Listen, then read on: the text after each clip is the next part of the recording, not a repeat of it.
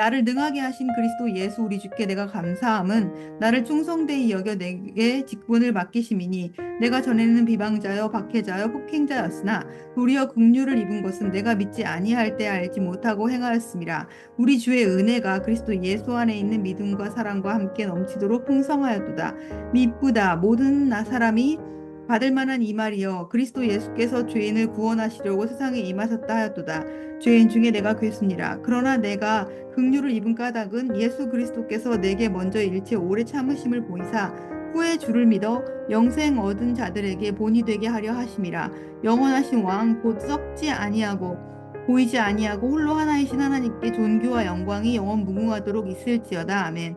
아들 디모데야, 내가 내게 이 교훈으로서 명하노니 전에 너를 지도한 예언을 따라 그것으로 선한 싸움을 싸우며 믿음과 착한 양심을 가지라. 어떤 이들은 이 양심을 버렸고 그 믿음에 관하여는 파선하였느니라. 그 가운데 후메네오와 알렉산더가 있으니 내가 사탄에게 내준 것은 그들로 훈계를 받아 신성을 모독하지 못하게 하려 함이라. 바울은 자기 자신이 사도의 직분을 감당할 자격이 없다는 것을 먼저 밝히고 있습니다. 전에는 비방자, 박해자, 폭행자였지만 오직 은혜 가운데 구원받고 하나님의 사람 되고 하나님의 일을 감당하고 있다는 것을 밝히고 있습니다. 또한 그는 자신이 죄인 중에 괴수이라는 것을, 괴수라는 사실, 자신을 구원하신 예수 그리스도, 그분의 구원의 은혜가 얼마나 크고 신비롭고 아름답고 진리인지를 우리에게 들려주고 있습니다. 바울이 그랬듯 우리의 구원도 마찬가지입니다. 우리 역시 구원받을 만한 아무런 조건이 없었고 그저 죄인이었습니다. 오직 믿음으로, 은혜로 하나님의 자녀가 되었다는 것. 이것이 바로 복음이 말하고 있는 우리의 받은 그 사건에 대한 이야기입니다. 과연 누가 자기 의로움으로, 자기 노력으로 구원받을 만한 자격을 갖추었다라고 말할 수 있겠습니까? 오직 은혜로, 믿음으로 우리는 구원에 이르게 된 것입니다. 바울이 이토록 아름다운 신앙 고백을 하고 있는가 하면 1장 마지막 부분에 보면 구원의 길에서 방황하고 있는 자들에 대한 기록도 있습니다. 그들은 후메네오와 알렉산더라고 하는 자입니다. 양심을 버린 자, 믿음에 관하여서 파선한 자들 중에 그들도 있었습니다. 20절 말씀 보시면 그 가운데, 그러니까 양심을 버리고 믿음에서 파선한 자들 가운데 후메네오와 알렉산더가 있으니 내가 사탄에게 내준 것은 그들로 훈계를 받아 신성을 모독하지 못하게 하려 함이라. 교계에서는 이 두 사람에 관한 서로 다른 견해가 존재하고 있습니다. 논쟁적인 인물들, 후메네오와 알렉산더입니다.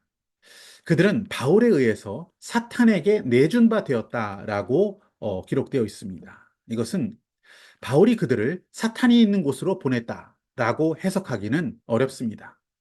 사도 바울이 어떻게 그런 악한 일을 저질렀겠습니까?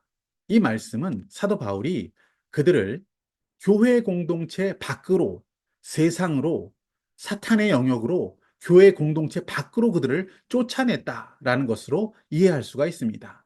출교 조치를 했다는 것입니다. 이것은 하나의 훈계 조치, 징계 조치다라고 볼 수 있습니다. 그들이 바른 복음에서 벗어난 언행을 하고 있었습니다. 신성모독의 죄를 범하고 있었기 때문에 그런 징계 조치를 바울이 내렸던 것입니다. 그들에게 내려진 훈계는 히브리서에 나오고 있는 징계, 즉 하나님께서 그의 친자녀에게 주시는 징계, 헬라어 하이데우오라고 하는 단어와 같은 단어를 사용하고 있습니다. 후메네오와 알렉산더는 징계를 받는 중이었다는 것입니다. 그들이 사탄의 자식이 되었고 그들은 구원에서 영원히 파산하게 되었다라고는 말할 수가 없는 것이죠. 바울이 그들을 출교시킨 의도가 무엇입니까? 그 징계였습니다. 그들을 교육하고 훈련시키고 훈육하기 위함이었습니다. 신성 모독의 죄에서 그들을 돌이키게 하는 목적을 가지고 그들을 징계했던 것입니다.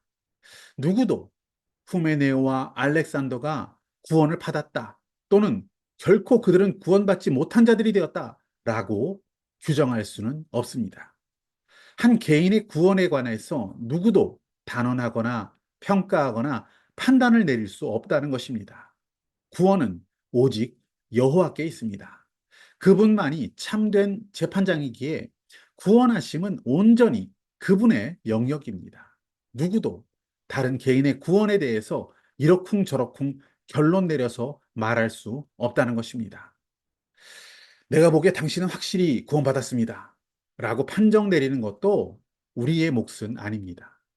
후메네오와 알렉산더, 그들은 양심의 문제가 있는 자들이었고 믿음에 파선한 자들이었기 때문에 그들을 징치하는 조치로서 공동체 밖으로 쫓아냈습니다. 그리고 그 목적은 그들이 줄곧 해왔던 신성 모독적 언사를 고쳐주기 위함이었습니다.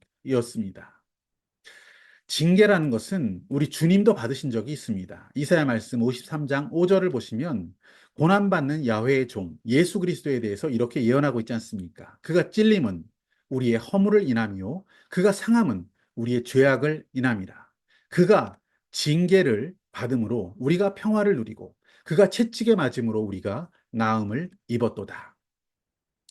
알렉산더와 후메네오, 그들은 신성 모독으로 징계를 받았던 것입니다. 채찍을 맞았던 것입니다. 그래서 그들을 구원에서 끊어진 자들이다, 영원히 하나님의 자녀가 될 수 없다라고 누구도 말할 수 없습니다. 징계는 고난이나 시험과 같은 단어처럼 하나님께서 어떤 사람을 훈육하고 가르치는 그 모든 상황을 총칭하는 보다 더 넓은 뜻을 가진 단어입니다. 이 땅을 살아가는 어느 누구라도 주 앞에 나아갈 기회, 회개할 기회가 있습니다. 이사야 말씀 1장 18절을 보시면 여호와께서 말씀하시되 오라 우리가 서로 변론하자. 너희의 죄가 주홍 같을지라도 눈과 같이 희어질 것이요 진홍같이 붉을지라도 양털같이 희게 되리라. 복음은 사랑입니다. 하나님의 사랑은 모든 믿는 자를 용서하시고 깨끗게 하시고 전혀 새롭게 하시는 능력이 있습니다.